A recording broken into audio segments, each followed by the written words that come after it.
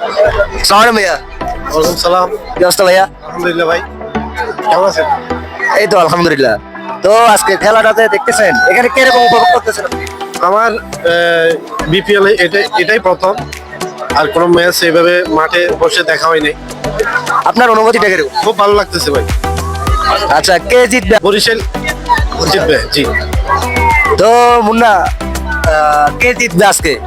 আমি তো শতভাগ আশা করতেছি যে বরিশাল জেতার সম্ভাবনা আছে, যেহেতু এখানে ব্যাটসম্যান ভালো, বলার ভালো, তারপর ওদের খেলা মোটামুটি দেখতেছে ভালো। এখন প্রায় 7 ওভার 4 বল হয়ে গেছে 40 রান এক উইকেটে। তাহলে আশা করতেছি মেজরিটি পার্সেন্ট, মানে আশা করতেছি যে কি বরিশালই জিতবে আর কি। আচ্ছা আচ্ছা, তো খুলনার কি হয়েছে? আসলে হচ্ছে কি, এটা হচ্ছে একটা গোল বল, আর এটা এই বলটা কোনো বেশি না, এখন হচ্ছে কি অনেক অনেক ওভার বাকি আছে আমাদের হাতে, এখনো প্রায় 12 ওভারের মতো বাকি আছে, 12 ওভারের মতো বাকি আছে আর কি। দেখা গেছে 40টা, ওদের টার্গেট অত বেশি না, 12 ওভারের ভিতরে হইলেও হইতে পারে খুলনা যদি ম্যাচ ঘুরাইতে পারে, কারণ ওদের হাতে এখন অনেক উইকেট আছে, মাত্র 1 উইকেট গেছে।